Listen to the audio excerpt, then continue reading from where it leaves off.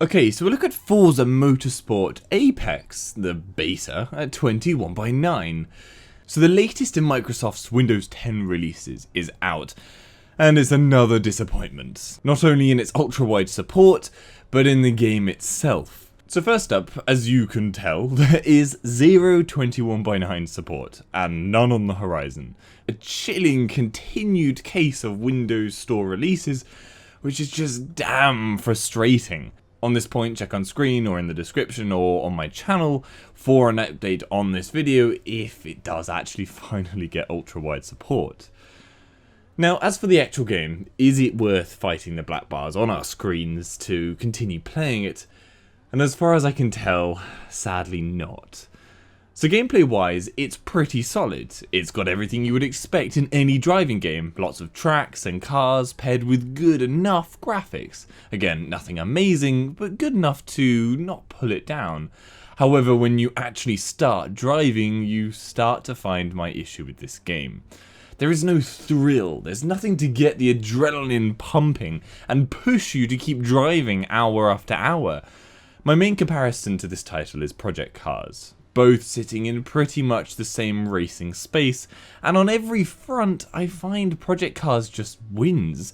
And as a title that I love, Forza needs to try and sell itself to make me move over to it, but I can assuredly say that just isn't happening. Okay, so let's cover the positives first.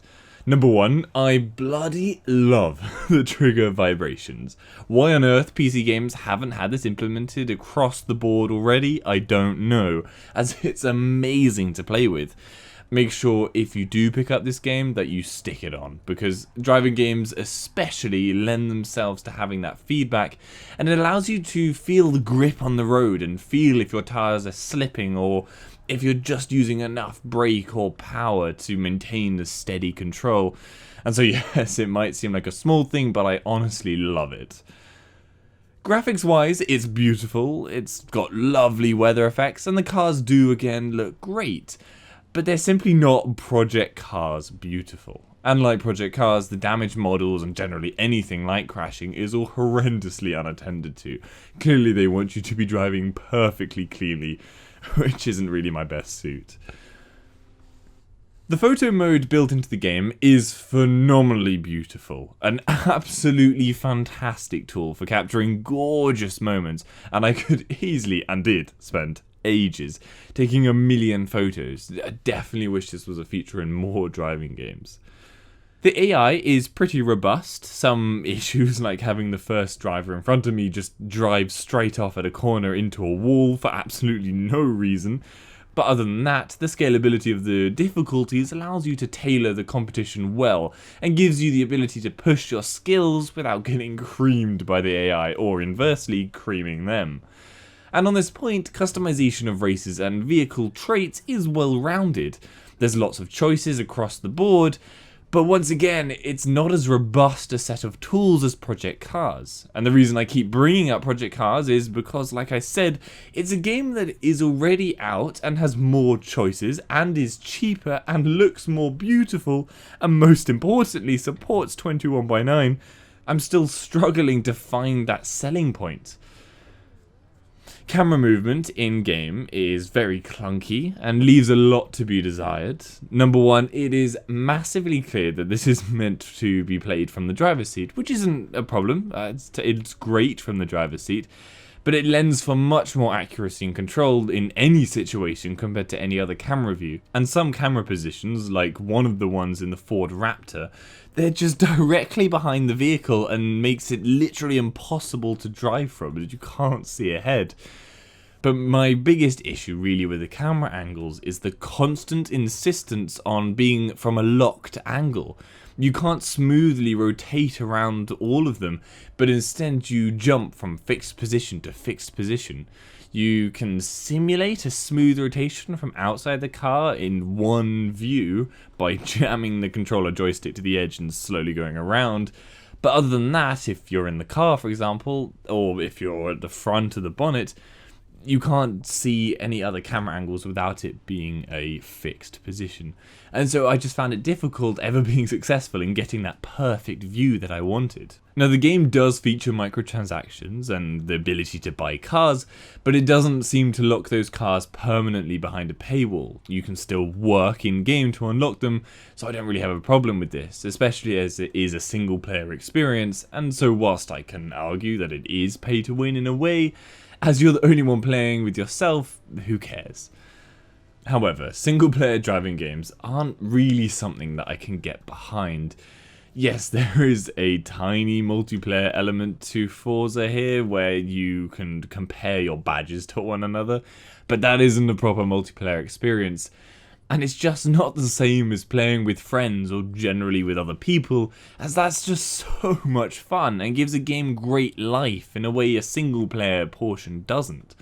Now, I'm not saying that every game should have multiplayer at all. Many games don't need it, and single player is the best way for that game to go. But for a racing game, no, that should definitely have multiplayer. Now, after playing a significant amount of Grid 2, coming into Forza Apex, I welcomed the rewind feature a lot, as it was always a cool thing in Grid 2, and I thought it would work great here. But Grid 2 definitely did it better. It's just so frustrating rewinding to set positions in this.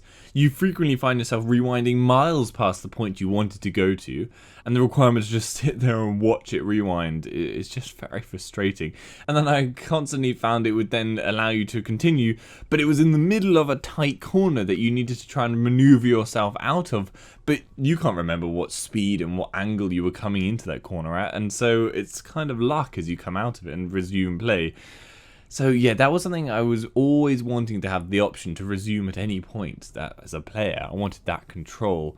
So that was a bit of a letdown, but overall I do like that feature. Now, overall, I undoubtedly had the most fun in the Lamborghini. It was the only car that felt like it was actually going the speed it claimed it was. Everything else felt massively slower than its declared speed. Going at 70 miles an hour, even in an Aston, felt like 25. There wasn't any sense of haste to the cars, directly leading to my lacking sense of thrill from driving. I just didn't buy into the experience, basically. And on this point, Jesus, the turning in this game is impossible. The supposed turning circles on these cars, even at 20 miles an hour, is horrendously low. Apparently they just want you to go in a straight line. And yeah, I did change the steering options in the control settings before you play, so that wasn't something that was limiting my control. Basically, if you ever want to really have good fun, for me at least, I have to be in a supercar for this game. Now, performance-wise, things are decent enough. I ran on high at 2560 by 1440 and still had minor FPS stumbles, but nothing horrendous. Rain notably does hit performance significantly. I can't get you exact FPS figures thanks to it being a Windows Store game and refusing to have full screen. And none of my software allows you to see FPS in windowed mode, so yeah, thanks Microsoft. And clearly the Forza devs are in keeping with the idea that the game is not really a game on Windows Store and it's just an app, as whenever it says do not quit as it's saving, it says do not quit, the app is saving, which is it's just amazing. Alright, so obviously it's still a beta, and so you should take it all with a pinch of salt. Yes, it's a smaller version than the full-size release on Xbox One, and it has its issues, but surely things can change for the final release.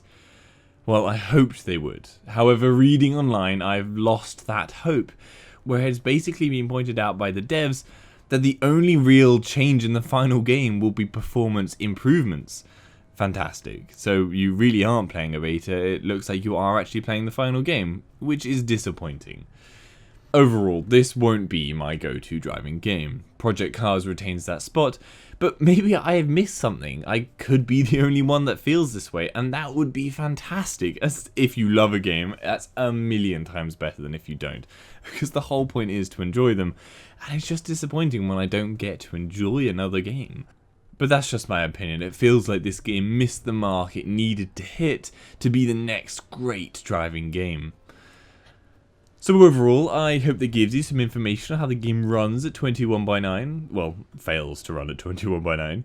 Give this video a like if you found it helpful, and subscribe for future info. For any other games at 21:9, head over to my channel, hopefully I've covered it. If I haven't, then leave a comment down below and I'll try and cover it. And if you'd like to donate to the channel, then links to my Patreon page are in the description. See you later.